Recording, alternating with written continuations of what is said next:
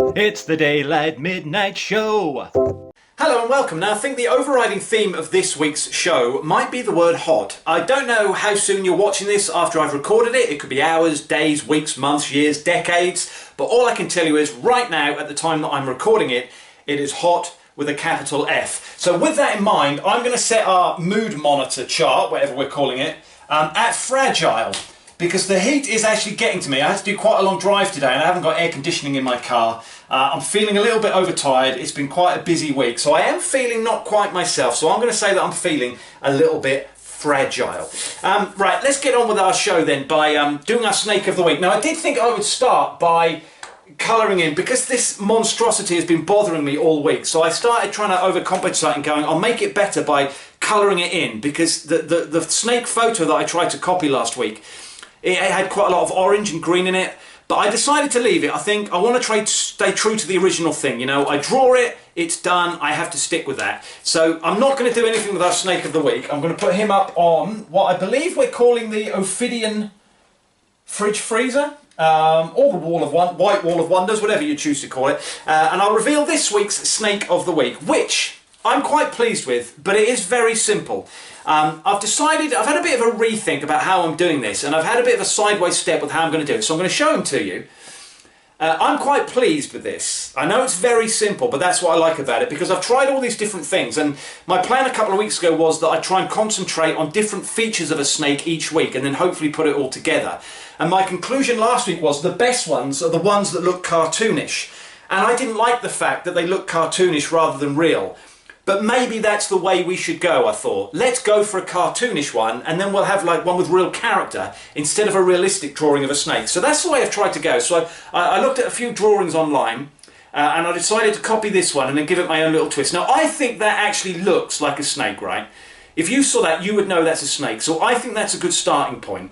And I resisted the urge to colour it in, because I thought I'll do that in subsequent weeks. So my idea is that this is going to be the basic design, and each week I'll improve it and add to it, and by the end of the series, whenever that might be, hopefully we'll have either a really lovely coloured in characterful snake, or maybe even a little series of pictures where it tells a story about Sydney the snake or whoever he might be. So that's our snake of the week. That's going up on the Door of Delights, and next week I'll try and do the same. I'll copy this but make it bigger so it fills most of it, and then maybe the week after that we'll add a little bit of colour in the eyes and give him a red tongue. But I like that fella. This might be the first one where I think I'm quite pleased with that, and it's obviously supposed to be a snake.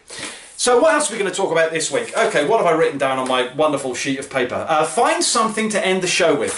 I've noticed in the past couple of weeks that the show just kind of drifts to an end. I do the taste test, which most of the time makes me feel pretty horrible, and then the show just kind of ends. And I remember we always used to have a feature that ended the show. It might be a quiz question reveal, it might be a rhyming couplet. So I think we need something like that again, just to really finish off the show. But I don't want to use any of those things again. I don't want to have a sort of limerick at the end or anything like that. And I haven't really thought of anything. So now I've said it out loud on camera, I'm hoping it'll provoke me to come up with something before the end of next week's show. And maybe if you've got any ideas, you can send them my way, either in the comments or using the email address that I believe still comes up at the end of the show. Next thing on my list, I want to record a show that is 12:34 exactly. I like little things like this, when numbers and words just look right to me. It's hard to explain if you don't think that way, but when I uploaded this show last week, I think it was 12 minutes 54 seconds, and I thought it said 1, 2, 3, 4, and that felt really satisfying. So I thought, I don't know if I try and do that deliberately and have a timer running, or whether I just hope it happens, but I'd love to do a show that's exactly 12:34 long. The other thing I've written down is another nude story. Now, I don't want this to become a bit of a thing, and for this show to take a bit of a sideways track, but last week I told a story about me being naked in public, and that was provoked by a story I told the previous week about me being naked in public, and that reminded me of another story about me being naked in public that I decided to share with you today. I don't think I've shared this before, but if I did, I'm sorry for putting you through this trauma again, but I'm taking you back like 25 years when my wife and I were still together, and we were just together in fact, and we were living on the outskirts of London, and my wife was working at a hotel. And it was a very big, very busy hotel. People would come and stay there for conferences. They'd stay there before going on to the airport. They'd have visiting football clubs would come and stay that were playing football against teams in London. So it's very, very busy. And she would sometimes work till, I think, the evening shift finished at 11 p.m. and part of her job at the end was to make sure that the takings from the bar were all stashed away before the night shift. So she had to do a lot of sort of totalling up, and everything had to be finished before she could leave. So it wasn't always definite that she would finish at 11 o'clock. We only had one car at the time because we only needed one car. The hotel was about a 3-minute walk from our house. But when she finished at 11 o'clock at night, being on the outskirts of London, I used to go and pick her up. And this one particular night, which I imagine was a summer's evening, nice weather, I was feeling a little bit, you know, frisky, having had the sun on my body all day, and I thought it would be fun, and let's be honest, possibly a bit sexy, if I collected her naked. I thought she's had a hard day at work, she's finishing late, wouldn't it be funny if she came out to the car and her chauffeur is sitting there in his birthday suit? So I, you know, made sure none of the neighbours were looking, and I got in the car and I drove to the hotel and I parked it under a tree right in a corner so I wasn't on display from the main road. And I sat there and it was 5 to 11. And then it was 5 past 11. And then it was 11:15. And I thought, okay, this is one of those shifts where it hasn't gone completely okay and she's finishing late. Not a problem, there aren't many people around. Another 10 minutes passed, and then I was aware of a figure coming around the corner of the hotel about 100 yards from where I was looking, which was the security guard. A guy that I got to know quite well, can't remember his name now, but you know, obviously he was watching his CCTV and had seen this car parked right in the corner in the shade and no one get out of it. And being a good security guard, he thought to himself, I'm going to go and check this. So I then had about 30 seconds of him walking towards me. Then his expression when he realised he recognised the car and obviously thought, it's Greg, I'll have a chat with him. And then him coming all the way up to the window and me sitting in a car that didn't have anything in it that I could cover myself with. And I won't go into details about that exchange other than to say that not only the security guard but nobody else from the hotel ever really spoke to me the same way again. And I include my wife in that. So I think that's it for my Greg being naked in public stories, but there might be more that will come up to me as time goes by, so be prepared that next week there might be another one. And the last thing I've got written down on my list of things to do, maybe I should name every dish that I try from the colander of culinary chance. Every week I put 3 ingredients together and I try it live on camera, and I thought I should give them a name because a lot of these things I'm sure no one's ever tried before. I mean, mustard and ginger on a cracker, was it last week? Which really cleared my sinuses and hay fever, right? But I thought it should have had a name because people do that when they create a dish, don't they? So I thought from now on, I don't think we can do it retroactively or retrospectively by going back over the ones I've done already. But I thought from now on, after I've tasted it, I will give it a name. Which brings us to this week's taste test, which, if you remember, involved me having to eat bread, a boiled egg, and cold baked beans. So I've done a little bit of prep here. The egg was boiled about an hour ago and allowed to cool. I've taken the shell off just to create, save a bit of time, sorry. I'm hoping there's no shell on it because I absolutely hate it when you get that little crunch.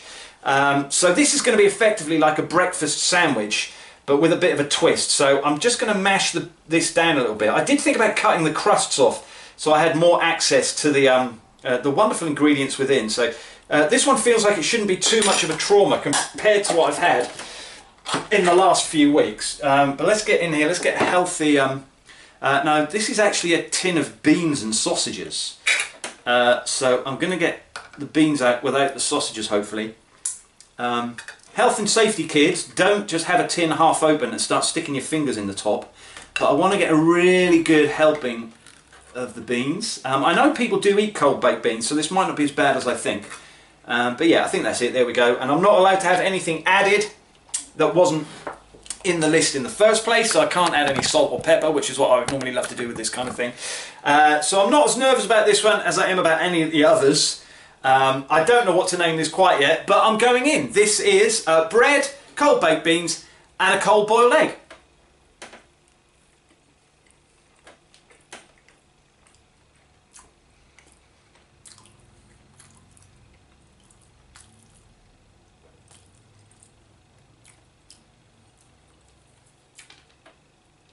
That is unexpectedly unpleasant. I mean, I can only think of, you know, when it's a really hot day like today and you're really thirsty and you find a bottle of water and you convince yourself it's a really cold bottle of water and it turns out to be one that you've left in your car for about 3 weeks and you take a massive swig and it's warm and it tastes bad and you know it's water, but it's not what you were expecting. That's what that felt like. I'm not saying it tastes like water, but I thought a boiled egg in a sandwich with baked beans, that would be alright. It's not. I don't know what name to give it, but that is a definite no. So that's another one on the no list. That's really not nice. And I don't know why. I bought the eggs fresh today. I've just opened the tin of beans in front of you. The bread is in date. It just doesn't, some things just don't work together, do they? Maybe if I heat it up, it would be okay. So that feels like a disappointing end to the show, but that is the end of the show, and I still haven't come up with a feature to end it with. So I will see you next week. Have a great 7 days. And maybe I'll go for a walk naked so I've got another nude story to tell you.